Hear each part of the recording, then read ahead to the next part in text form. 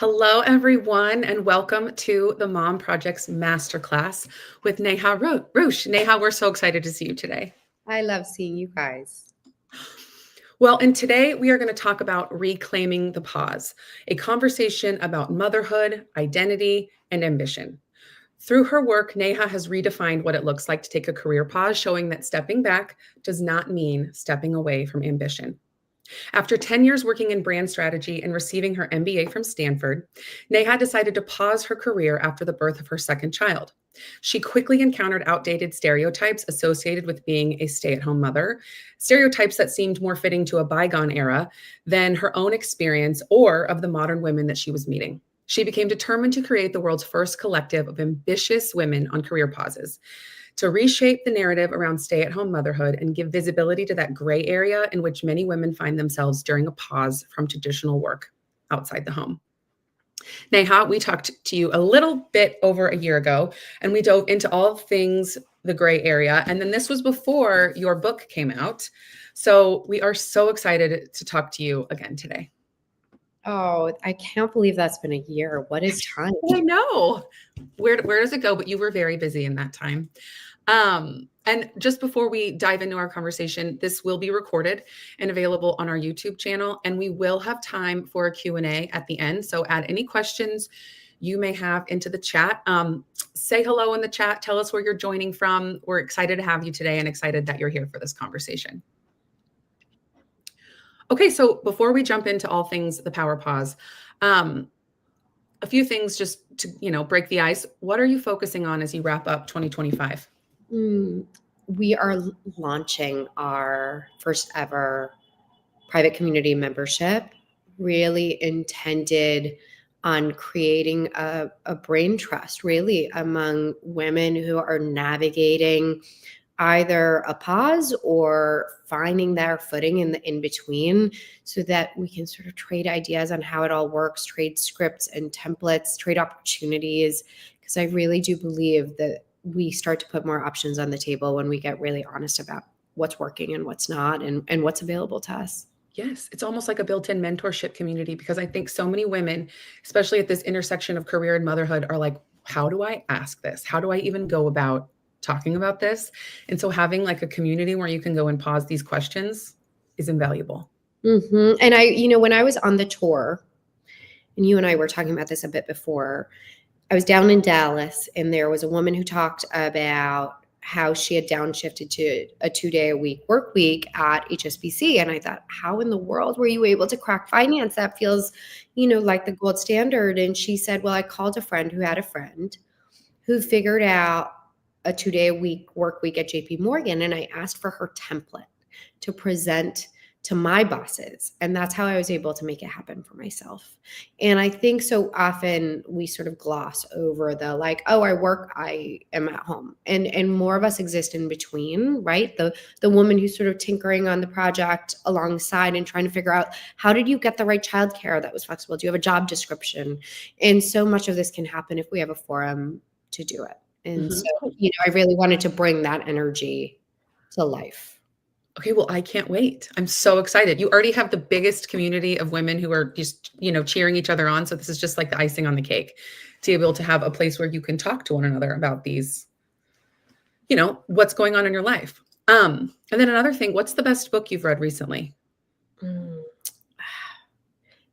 really love Abby Jimenez. And so I just read her most recent, and I'm trying to remember what it was, what it's called. It's like a pink and orange cover, the last summer. Anyways, what I love about Abby Jimenez's book, I recommend the whole series, is there's an interconnection between all of the characters, which I just think is so smart, and it's so fun to sort of have that continuity. But they're all really empowering female leads and really happy endings. And I really love a happy ending. That's what we need right now, because I have gotten really into like just fiction, because I'm like, I just need something. And I love listening to Abby Jimenez, like the audiobooks. Yes. You cast them perfectly. They're so good.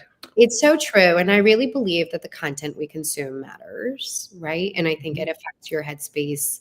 And I'm pretty diligent about like managing my social feeds, but I also really only watch happy content.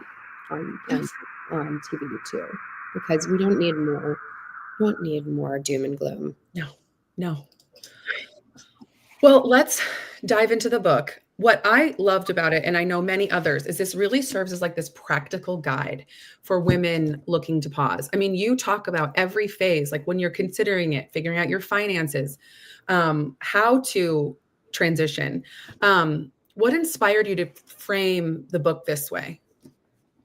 Well, a lot of it was having lived the experience of, you touched on my background, but I had stepped into my own career downshift and was coming face to face with a lot of the sort of tropes and stigmas, and I needed to rewrite them for myself because you get a lot of noise, right? And so if you follow the arc of the book, it was, walking through my identity and trying to make sense of why does everyone think I've given up my ambition when I feel so ambitious and I feel so modern.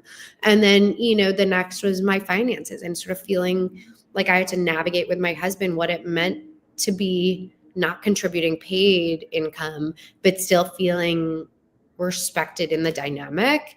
And then sort of the middle ground was like, how did I figure out how to feel unstuck? How did I figure out help, which was really hard to sort of wrap my head around? How did I design my day-to-day so I didn't feel bored? And then ultimately, it was how did I ultimately unlock the possibility of it all through my networks that I was forming or the creative exploration that was happening in volunteering or on the playgrounds, and how did it all shape my return? So it really follows that arc of preparing, settling into the day-to-day, and then returning with confidence. But it was through my own lived experience of having to rewrite the tropes year over year. Yes, absolutely. And what I also loved is it, it serves as a guide, but it also really helped in just simply reevaluating your priorities Mm. for both motherhood and your professional life. And you describe in the book of setting goals for motherhood as deep and life-altering work, which it absolutely is. And so often we kind of don't think of it that way. And I love how you reframed that. But in your own experience, what kind of goals have helped you stay true to yourself while balancing, the gray area?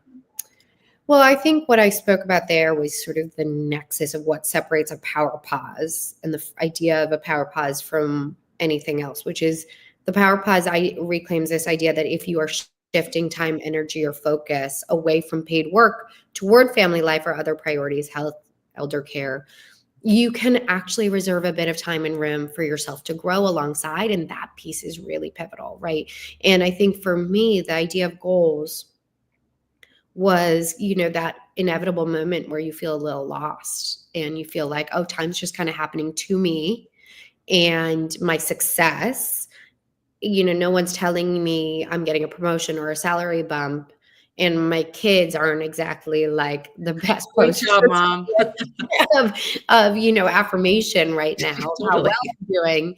So I need something for myself to make sure I feel like I'm growing. And that exercise of putting pen to paper on, and there's a million ways to do it, but for me it was, no one else is telling me what success looks like. And if I'm agreeing that it's not a clean house or perfectly behaved children, because that would be a death sentence for my sanity, I need to figure it out myself. And maybe that's a gift. And I could write out, well, what's my ideal day look like in 5 years? Like in great detail. Who am I spending time with? What am I spending time on? Uh, how do I feel in my body? How do I feel in my mind? What do my relationships feel like? Not because that's going to be who I'm going to be tomorrow, but because when you look at it, it starts to reveal, well, oh, wow, I really envision a much more calm person. Maybe a personal goal of myself is to cultivate more calm through different practices. And Mhm. wow, I imagine myself as a writer, and that's, flashback 7-10 years when I had a 3-year-old and a 1-year-old. And, that might look like I'm going to write a blog post 3 times a week during naps and night times. And it's small and it's measurable, but it's moving me forward toward this professional goal that I've always had for myself that I could never really play or explore in my professional setting. And so, yeah, I do try and do that exercise of envisioning what real success looks like through the lens of what does an ideal day look like. I try and do that pretty consistently because it does change year over year, and the time I have available for it changes year over year. Mhm. and the phase of motherhood you're in. Because that question of where do you see yourself in 5 years in interviews, like, stresses me out to no end. Because I'm like, I don't know. But Mm, I think when I'm taking a step back and thinking about my motherhood journey, I can clearly identify what that looks like. And I can say, you know what, I know my daughter's in fifth grade. Here's how I want to be able to spend my days, or here's how I want yeah. to craft it. So I think it's just taking that time to reflect. And so often I think, especially in those early years, or, the baby, the first year where you're just consumed by these, you know, daily tasks that need to happen to keep a human alive, you kind of forget the bigger picture. And so this is a really good tool for analyzing, what does this career pause look like, and how can I make it worthwhile to get where I want to go? Well, goals dignify time, Yes. right? They let us know that we are moving forward. And I think so often we have tied growth and forward progress to the professional setting. Mhm. So to know that there's actually a more full picture of what success can look like, right? What does my marriage feel like? Like that for a long period, those first few years was a big part of my time and effort. And to know that, okay, a goal for us is that we're gonna have a date night every single week and model that for our children. Or right now, a family goal is building community, and we're gonna have a football Sunday at our home every single week with different neighborhood friends. They don't necessarily fit within the confines of professional success, but when I look back, it will make for a full life and a successful life where I feel like I did the things that I wanted to do and I made room for it. And also let go of what wasn't the most important. Like in there was not, I'm going to go to Ibiza for a week by myself. That's just not what I Mhm. value in this moment. And so, like, giving myself permission to focus really clearly on what does give me joy and not what lights up my Instagram screen is a really big piece of this, because I think we get very confused in part because we don't give ourselves much time to tune into what we personally want, and we are surrounded by a lot of other opinions and versions of success. Yes, and so often, I think too, we climb this ladder, or we enter into our early careers, we keep thinking about what's next, what's next, what's next, what's next. Then we have kids and we're like, actually, what? I don't know. Like, you're at this pivotal point. And I think for so many of us, that brings me to my next question, but we tangle up our self-worth with our career and where we are. And you talk about this a lot in the book of, like, what do you do and how to kind of reframe this. But if you were starting from the beginning, how would you recommend someone start to relearn this narrative? Well, I think the first piece we come face to face with is, and at least I did, was this sense of feeling like we're giving up on our ambition, giving up on our feminism, giving up on our career possibilities, giving up on our financial independence. So if we look at each of those, right? Ambition, by dictionary definition, is the determination to do. That's it. We are going to do a great many things over the long game of life. Mhm. And if we sort of look at it that way, we look at ambition instead as a platter of priorities, it is very normal and natural to shift our energy toward that. And I think the real idea of ambition has to be expanded to include the reality of real life, which is Mhm. sometimes elder care, which is sometimes nurturing a marriage, which is sometimes navigating a diagnosis for a child, which is sometimes seeing a book out into the world that you care deeply about. But knowing that it is going to shift over and over again, and that we are getting intentional with aligning it with our needs and wants and values, is truly, truly what we are doing with determination and care. Mhm. Feminism, and I certainly unpack this in the book at more length, but we inherited a very static view of feminism from the second wave, right? Which peaked in the 1970s and did so much good for improving women's capacity in the workforce. But if you look back into that sort of moment of time in the 1970s, where we were seeing this fight for paid work opportunity, what women who were paving the way into the workforce inevitably did was say anyone who is doing care work is sort of left at home with apron strings in a traditionalist role. And we began to see this clash, that one side was feminist and one side was traditionalist. And the reality is everyone was always doing more of both. And then this sort of crescendoed into the sort of lean in movement, which we saw in sort of the height of when I had my first son, right? Mhm. 14, 2015, 2016. And what it didn't take into account was the reality of women today having children much later than the 1970s, right? We're having kids at the average age of 30, which means we're coming in with work and education experience. So we have more opportunities available.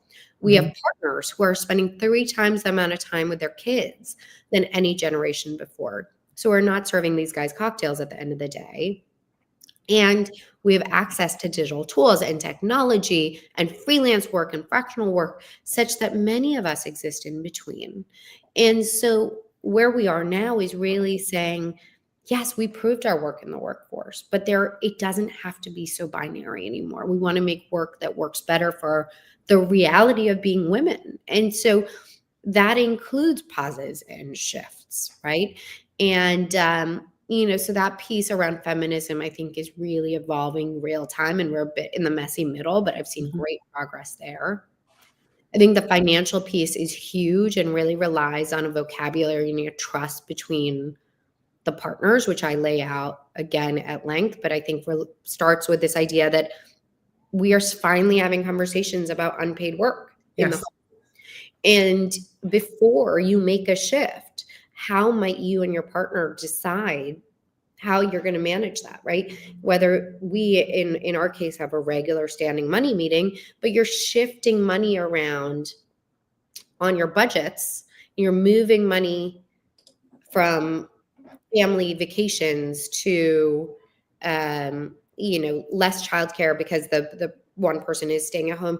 It all relies, whatever the math is that you guys decide between yourselves, relies on one person is doing care work and the other person who's working out of the home depends on that person, making this household interdependent.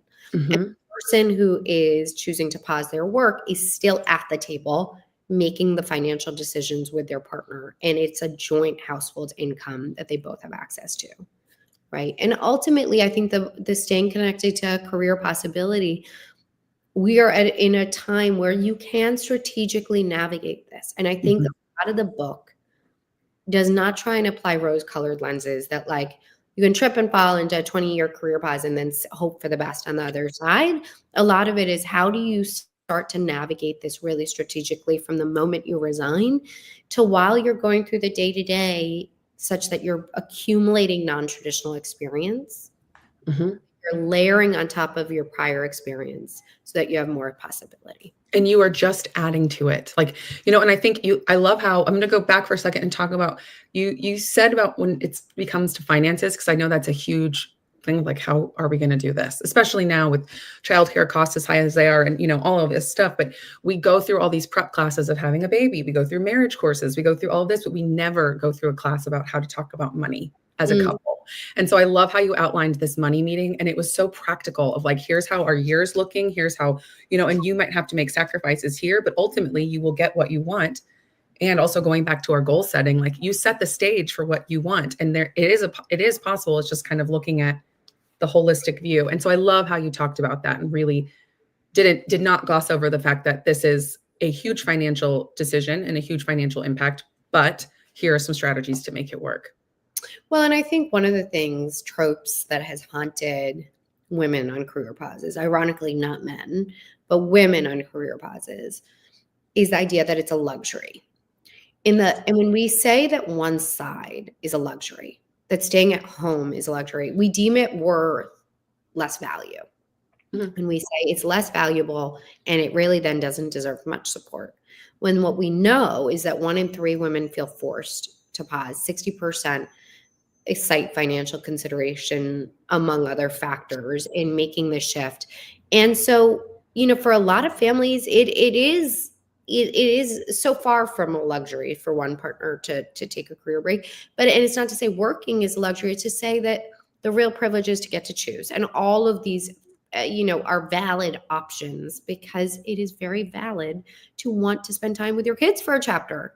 And I think Yes. that is a really shocking part of our society, that is met with any degree of disdain. And I think it's a very realistic part of family dynamics to have conversations about, okay, partner, like in my case, my husband was traveling nonstop during that season of our life.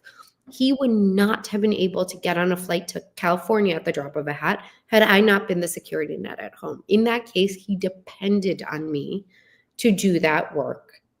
And so just as I depended on that income, he depended on me. It was very clear, but I do still think we had to do some education between us on the language around luxury, the language around dependence. And so, like I said, we're in this messy middle of crafting a lot of it, which is why language is so important. Well, and speaking of language, this may sound like we're going back to basics, but how did you share the pause in your social circles at the beginning? Because in some ways, we have a lot of pride wrapped up in, how we step away or what we're doing. And so there's a pride piece in how we share what we're doing. So how did you navigate that? I think the beginning, I was sort of naive. I didn't realize that I was going to hear so much pushback. And then once I started to realize the pushback existed, that's when I became self-conscious. And once I became self-conscious, I word vomited my way through it. So we've all been there, right? Where you're like, I used to do this. Now I'm thinking about doing this, but like, I'm not like that. Like, I'm also doing this, and it like everyone just sort of like, I just read as incredibly insecure and confused. And no one wants to feel that way, right? And I think so often when we're navigating transitions of any sort, we fumble our way through it.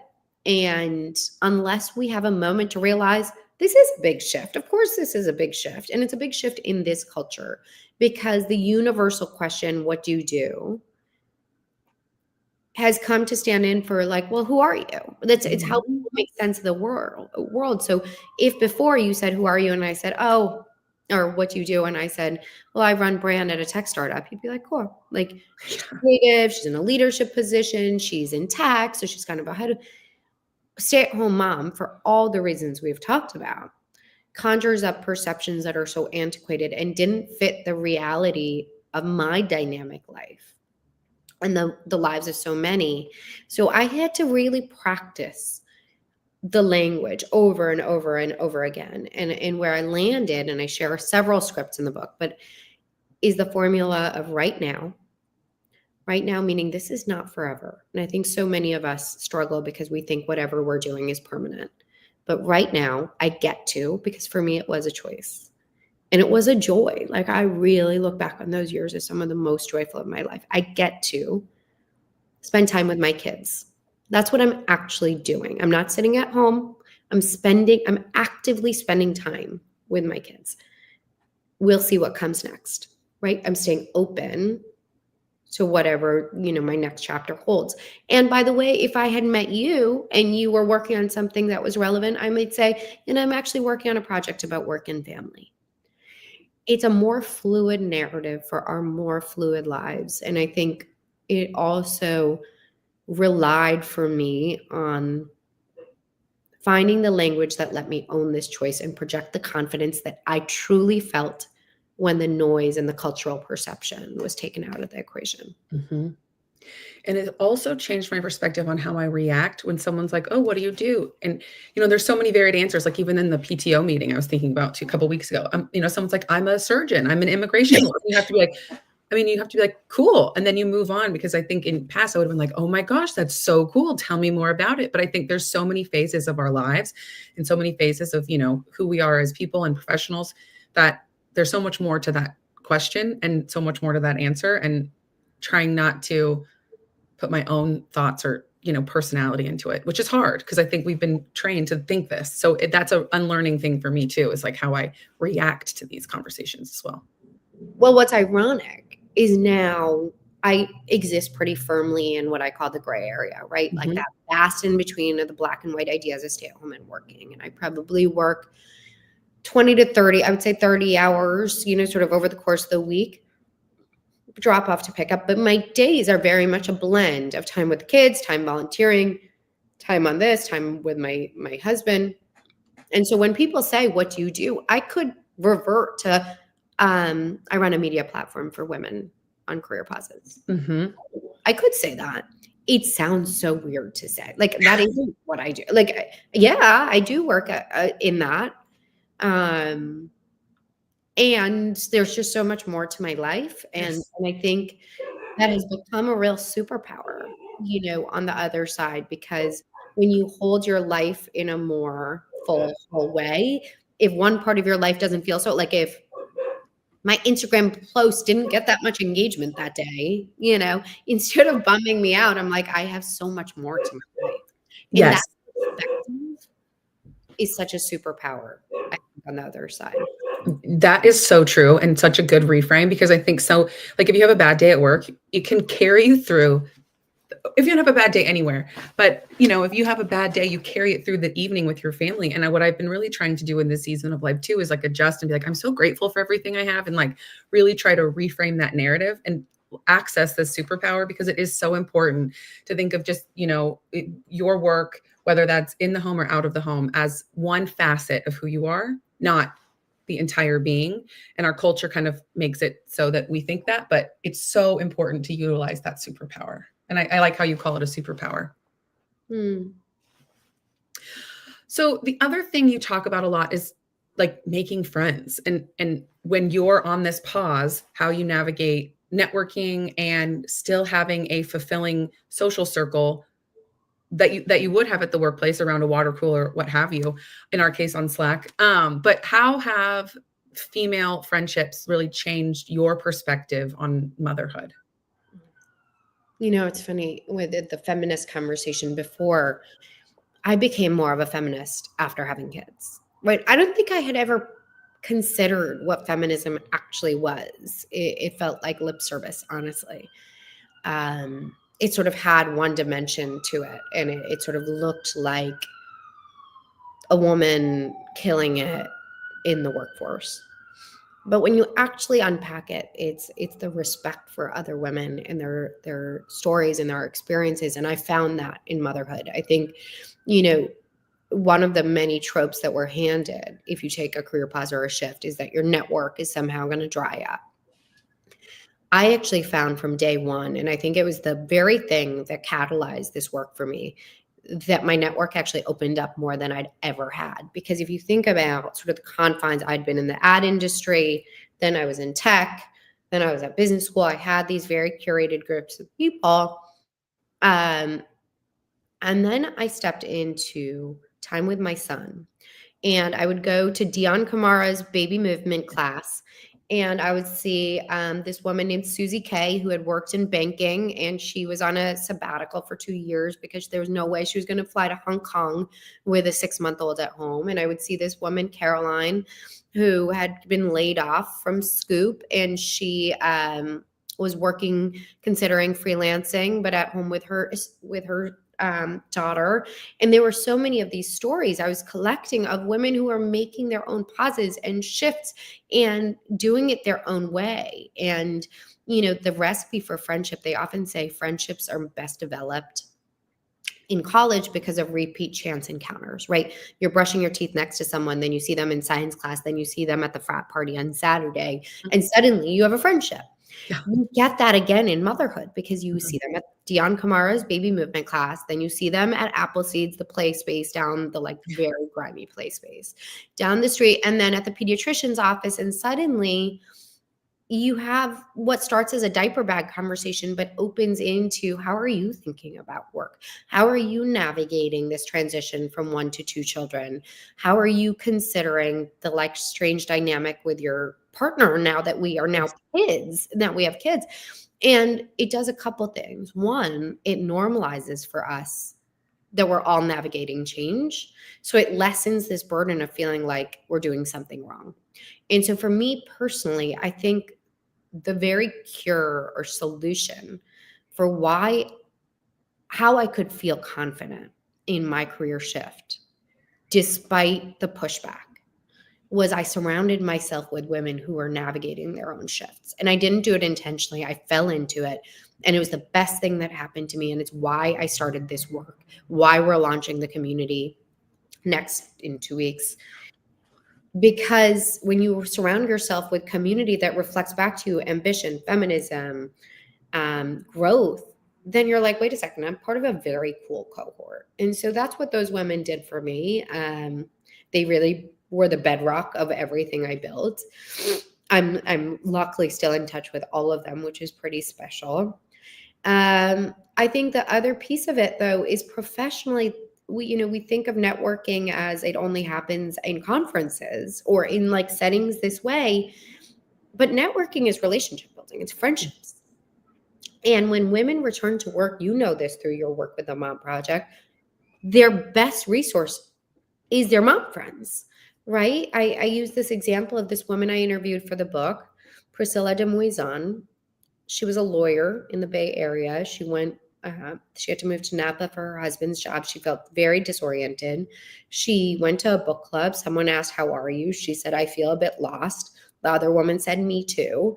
They ended up meeting in her backyard for a backyard burrito session every Wednesday for 2 years as sounding boards to each other for their professional selves, right? I had another friend, Jacqueline, in Waltham, Massachusetts, who sat at the swim meet, and a friend was talking about starting a nonprofit in the ed tech space or the education space. And she said, "Oh, I used to be a teacher. Maybe I can help you out." And we can be this launch pad for each other's ideas and our relationships. And it's a really, I think we are each other's biggest assets and allies in this stage of life. Absolutely. And you never know where a conversation will take you. And also, just for everyone, you have to go get the book because you offer such practical conversation starters for those of us that are like, I don't know where to start. But you're like, it's as simple as like starting with, well, you could probably give them better than I can. But the conversation starters really helped. And I think so many people, especially in our community, are like, how do I even start to network? And it's through that. It's talking to someone at the swim meet. It's when you're at school pickup, just like starting conversation. And then I also think too is don't be afraid to just reach back out because so many of us, we lose touch, life happens. We're also, everything, but we shouldn't be afraid to be like, hey, I've been thinking about you or on my mind. I'd love to get together for a coffee because you truly don't know where these conversations are going to take you. Well, and I would also say be diligent about it. Yes. I think that's part of what the book really outlines is that very seldom does this happen without a little bit of effort. And I think we all assume that mom friends are just handed to us and we're all going to be in this like gaggle of girls walking down the street and with strollers. And I think we have to let go, just like so much of the idea of perfection that like that's going to happen, that it's going to be the same crew that lasts you from 6 months old to 16. I can promise you that has not happened for me, though those friendships have evolved year over year. And I say in the book, it can be for a reason, a season. It doesn't have to be for a lifetime. And I think, Jenny Wallace did great research on like healthy, striving families where everyone in the family had a healthy sense of ambition. And the common thread was that the mother spent 1 hour of her week with another mother.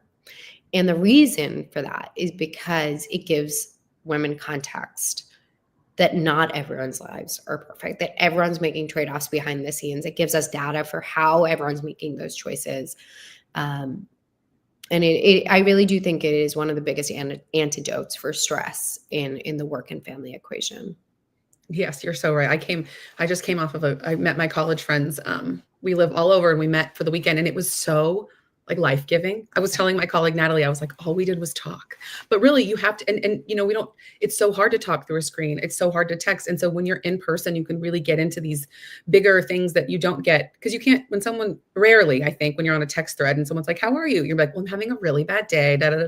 You just kind of launch into, I'm fine. And then, the conversation continues. So I think it's also like about being vulnerable and sharing stories because oftentimes you are not the only one experiencing it. Well, I think what you just said, there's several sort of ingredients for like healthy networking. What the example I used before with Priscilla de Muizan, what she said was, I'm lost I'm feeling a bit lost. Like she put herself out there and someone met her with that. And I think being able to share those parts that are feeling tricky allows us to invite in support. And I think as we think about returning to work, one of the best pieces of advice I can offer is that in the forums that you are already in, say you're in the PTA, or say you are, you work out at a bar class and you see the same women, and you're talking, drop into conversation like, I'm actually thinking about, I'm thinking about my return to Yes. work. I'm thinking about project management. And someone might say, oh, like what kind? And they know a friend who has a friend who could use some help, because that is how we begin to shape our career portfolio. Because, just to like bring this all home, what we're describing is careful preparation, yes, where we're walking into a career pause or shift with our heads held high, confident in our ambition, confident in our feminism. We're setting up our day to day to know, wait a second, like this is actually also a time where I could reserve some time to really intentionally grow or explore. But then ultimately, when we're thinking about our return, we're taking all of that, say you had a decade experience in brand marketing. Now we're adding a layer of non-traditional experience. And that non-traditional experience could include chairing the benefit, chairing the book committee at school, helping your neighborhood association, build the farmers market, whatever that is, you're jotting down, you're taking stock of all those little things. I tell everyone, keep an iPhone note or a Google Doc of all the conversations that light you up, all the podcasts that sort of make you linger and take note, all the times that you feel proud of yourself, whether you're helping a friend on their business or you're brainstorming, naming and copy with another friend on what they're building. Because when you look back, those dots tend to connect and reveal not only, oh, that's something I'm interested in down the line, and maybe I want to pivot into project management because I did a really good job organizing the school photo day, but it also starts to assemble a list of experiences that we can tweak ever so slightly such that they can be applicable in a professional setting. And so if you say, I want to get into project management, and your friend says, I'm actually, I'm launching this membership in 2 weeks, I could use some help. Do you want to be an advisor and an ambassador? And maybe it is unpaid, but suddenly you derive value from it because you have now built an experience during your time away from the traditional workforce that is relevant during your interview. It's relevant on your resume. And so I think part of this is, as we start to look toward the next step, it's all of these women and relationships we're assembling on the playgrounds and play spaces, all the ideas that are brewing and the little things that seemingly are little, taking stock of them because they can all count and support you on the transition. And I love what you said about the career portfolio. That is careers. We say this all the time at the Mom Project, but careers are never linear, and there are always going to be times it is a moving target. And don't ever think that it's just one solid line, because anyone you talk to is going to have, well, then I did this, and then I did this, and then this happened. So life happens, and your career happens with it. But I think what we are seeing too, from our point of view, is that the perception is changing about career breaks and people re-entering the workforce. And we know that these soft skills and these skills that you gain while on a caregiving break are so important to a team setting, work going back into the workforce. I mean, empathy, communication. If you have, you're advocating for your child in the school system, you're organizing on the PTA, like all of these things culminate into some real experience. Are you starting to see this perception change about career breaks as well? I am. I mean, I think from where I started 10 years ago, one of the big goals of the book was to change the headlines and change the language. I saw the NBA, the CMO of the NBA. I happened to do a talk there earlier this year, so the language was in her arsenal. She resigned and she called it a power pause, to watch women reclaiming it as part of their stories. Just at all these ambitious levels, helps infuse dignity and respect into it and circulate that language and respect in the traditional workforce. I think in terms of headlines and workspaces, I heard that at JP Morgan the other day, they did a seminar on women in work, and they talked about the power pause. They talk about the perspective shift that women return to the workforce with. And I think just being able to infuse that kind of new dialogue around not just having respect for women who do unpaid work, but the respect that these women now return. So the biggest data point I look for is not just do hiring managers change their perception of a resume, quote unquote, gap, which we've seen happen in spades, but do they then report that those women are incredibly skilled employees? And the answer is unequivocally yes. Yes, astoundingly yes. Time management, better efficiency, better management skills because they understand nuance of the people that they're managing, right? And so I think the real wave I feel excited about is, as much as we've been talking a lot about women, quote unquote, dropping out of the workforce, I think what we are also seeing is the rise of female entrepreneurs. 50% of the businesses founded in this country this year were female. And then they are hiring other women in fractional capacities. So there's this boom also of just more options on the table.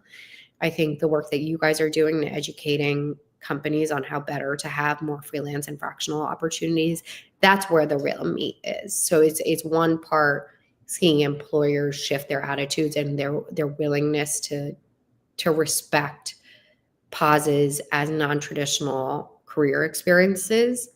But the other part is having more options that work for both men and women when and if they want to return. Because as you know, just because your child is 5 or 10 and you want to transition, they still have needs and wants, and we still want flexibility.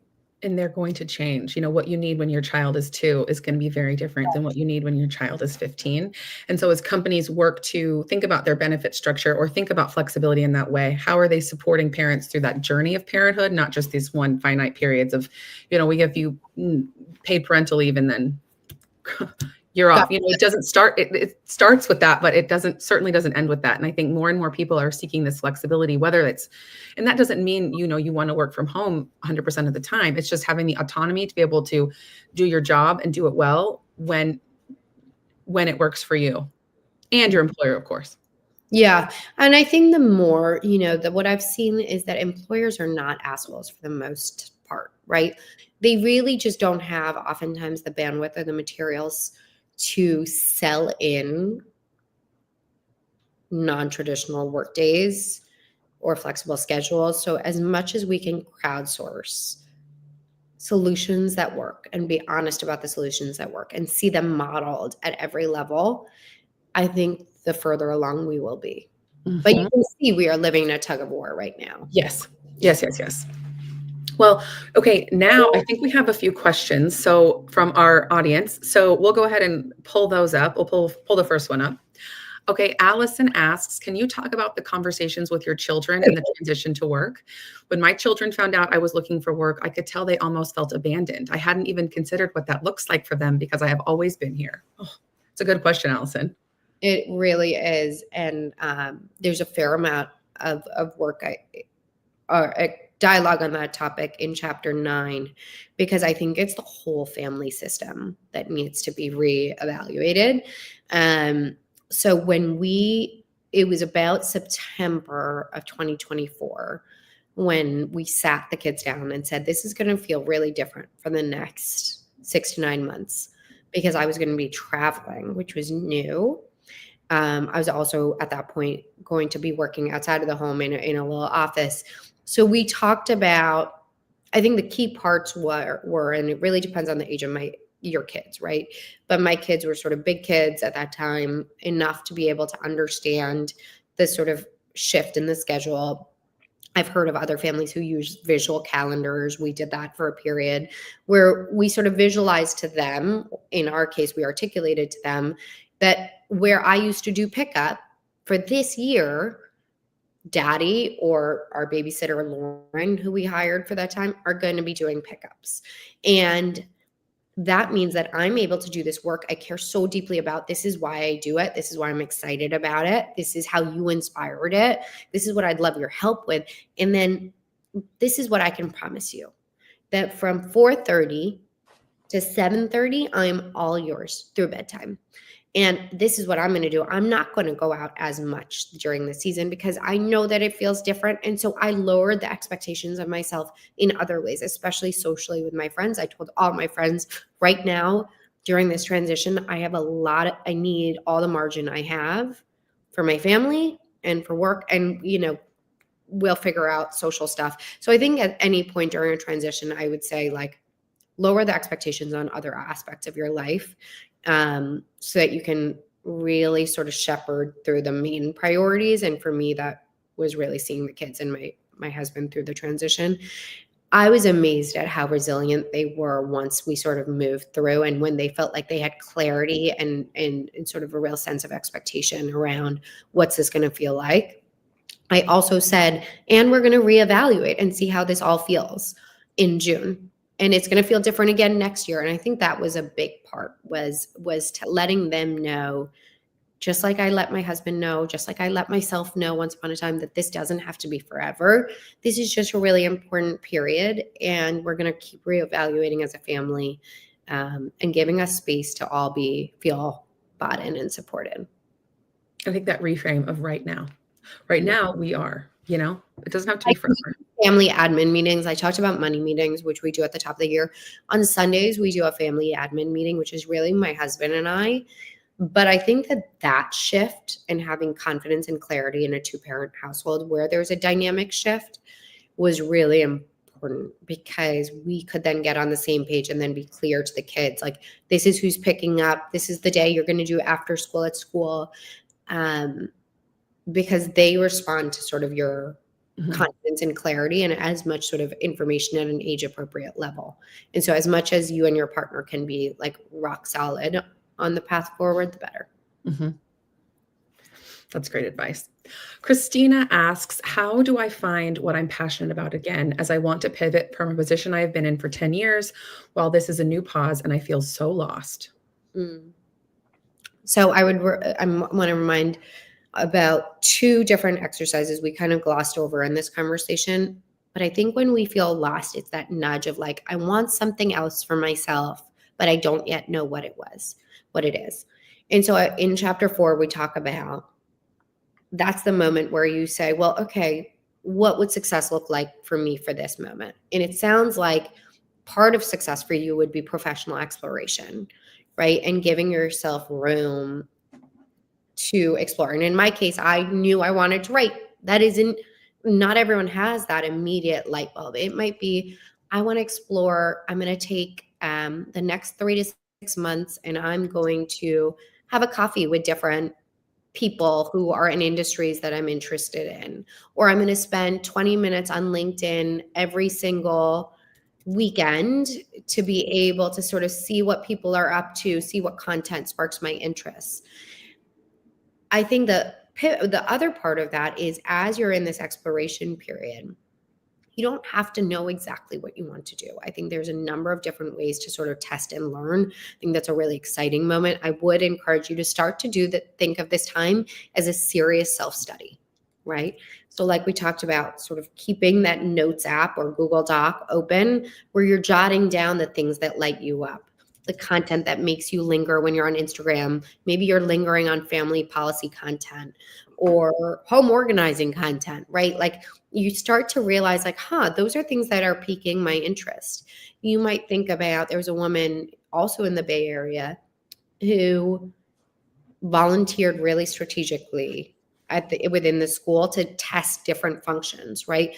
Administrative functions, event management functions, communications functions, just to start to see like, oh, I'm going to test and learn these different areas, and they can all feed into my serious self-study. But I think this is a moment where you can give yourself 3, 6 months, a year to just lower the stakes and consider it exploration and getting to know yourself again, because you've been on a track for a really long time. It's very normal to feel like, I know I'm feeling itchy towards the next thing and I don't quite yet know what that is. Mm-hmm. And what an amazing opportunity to have the space to think about it and detach yourself from that trajectory that you've been on. And now you can have the space to take a step back and really reevaluate. Mm-hmm. Okay, we have one more. Oh, if you can share your book list. Besides Abby Jimenez with more substance, I get it. Atomic Habits is my go-to. I'm sure if anyone's read it, you understand why I think it really balances. And actually, you asked me how I structured the book. A big part of the book is practical because that book, Atomic Habits, is such an evergreen recommendation because I think you can always go back to the tips at any given time. Essentialism by Greg McKeown, as far as sort of perspective changing on how much we need and how much we want to fill our life with. What else? The Four Agreements by Don Miguel Ruiz, especially as you navigate shifts and motherhood. We are often faced with criticism. I think that book gave me a real ability to handle people's perceptions and judgments in a way that I could have never imagined I would otherwise. Those are my three. Those are great recommendations. Okay, and then how can everybody find your book? You can buy the Power Pause wherever you love to buy books. And then if you are going through this transition, if you go to thepowerpause.com/membership, you can see what it would look like to be part of a community that reflects back to the ambition that you're feeling as you navigate a pause or the in-between. I think for anyone who's exploring what their next step is, it'll be a great community to be a part of. So you said 2 weeks. We can't wait. Yes. That's so exciting. Okay, It is exciting. It's exciting to watch. I didn't even realize it, but as I was talking about sort of the antidote to that feeling of less confidence, it was really being among women. Yes. Who I was able to derive from their, like, looking at them and them mirroring back to me, wait a second, but I am really ambitious. I am really smart. Like, Totally. I never questioned that. And I think that's a really powerful thing. Well, and it's going to be so great too for those blueprints that we talk about of like how other women did it. That's and exactly what it is. But speaking of also blueprints, is the Power Pause has a ton of toolkits wherever you are in your career journey. So go on the website, you can navigate to toolkits, but there's so many that are really helpful in kind of redefining what the gray area looks like for you. And then we did one together around flexible work. So I encourage you to check that out. And if you aren't subscribed to Neha's newsletter, I cannot recommend it enough. It's like my favorite thing I read on Sundays or Mondays, depending on when I read it. It is fun, right? It's like so fun. Sheet to simplify and set up your day-to-day for the week is It's cool. always like, ooh, I got to read that because this sounds like it'll be really helpful. I mean, really, it's so definitely subscribe to that. But Neha, thank you so much for sharing your time with us, sharing your wisdom with us. We really, really appreciate you and all of the work that you do around the Power Pause. That means the world. Thank you for having me. Well, and to everyone who joined, I hope you took something away for your career journey and your personal life. And join us next month because we'll be talking with executive coach Ashley Anderson on managing your work stress at the year end, which I think all of us, now that Halloween's here, it's like the tip off to the end of the year season. So thank you again, Neha, and thanks to everyone who joined us. Have a great day.